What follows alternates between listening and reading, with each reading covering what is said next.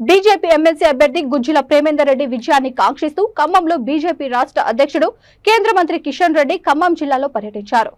కమలం గుర్తుపై మొదటి ప్రాధాన్యత ఓటు వేసి బీజేపీ అభ్యర్థిని గెలిపించాలని కిషన్ రెడ్డి కోరారు.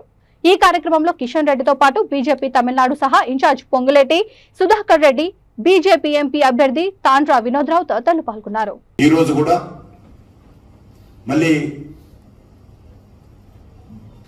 బీఆర్ఎస్ నుంచి గెలిచినటువంటి ఎమ్మెల్యేలు వరుసగా ఒకరి తర్వాత ఒకరు కాంగ్రెస్ లో చేరుతున్నారు.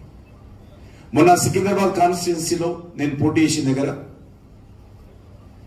ఒక బీఆర్ఎస్ ఎమ్మెల్యే ఇంకా శాసనసభ రికార్డులలో బీఆర్ఎస్ ఎమ్మెల్యే అనే రికార్డులో ఉన్నది. ఆయన కాంగ్రెస్ గుర్తు మీద పోటీ చేస్తాడు. కనీసం ఎమ్మెల్యేకు రాజీనామా చేయకుండా పోటీ చేస్తాడు. దేశంలో ఇటువంటి పరిస్థితి ఎక్కడ కూడా లేదు. ఈ రకంగా రెండు పార్టీలు కూడా ఏ రకంగా వ్యవహరిస్తున్నారో మనం చూస్తా ఉన్నాం. అంతెందుకు మన ఖమ్మంలో కూడా లేక వరంగల్లో టిఆర్ఎస్ అభ్యర్థిగా ప్రకటించిన తర్వాత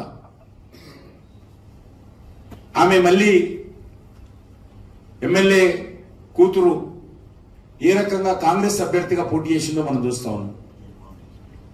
బీఫామ్ తీసుకున్న తర్వాత మళ్ళీ పోయి కాంగ్రెస్ అభ్యర్థిగా పోటీ చేసిన విషయం మనం చూస్తా ఉన్నాం. ఈ రెండు పార్టీలు కూడా ఏమాత్రం నైతిక విలువలు లేకుండా రాజ్యాంగాన్ని, ప్రజాస్వామ్యాన్ని తూట్లు పొడుస్తూ నిర్వీర్యం చేస్తున్నటువంటి పరిస్థితి ఉన్నది. మా పార్టీ తరఫున గెలిచినటువంటి గ్రాడ్యుయేట్స్ కాన్స్టిట్యున్సీ ఎమ్మెల్సీ రామచంద్రరావు గారు ఒక్కరే ఆ రోజు ప్రతిపక్షంగా ఉండేవారు. మళ్ళీ ఈరోజు మంచి అవకాశం వచ్చింది.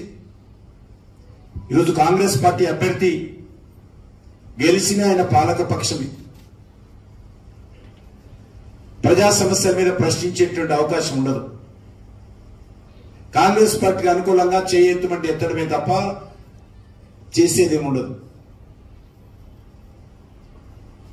అదేవిధంగా ఈరోజు బీఆర్ఎస్ అభ్యర్థి బీఆర్ఎస్ లో ఎంతమంది గెలిచినా అసలు బీఆర్ఎస్ లో ఉంటారా అన్నటువంటి అనుమానం ఈరోజు తెలంగాణలో ఉంది. చాలా మంది రోజొకరు ముఖ్యమంత్రి గారు కలవడం, బీఆర్ఎస్ ఎమ్మెల్యే త్వరలో కాంగ్రెస్ లో చేరుతారనేటువంటి ప్రచారం జరుగుతున్న విషయం మనం చూస్తా ఉన్నాం. కాంగ్రెస్ నాయకులు, మంత్రులు స్వయంగా చెప్తా ఉన్నారు. ఫలితాలు వెళ్ళినా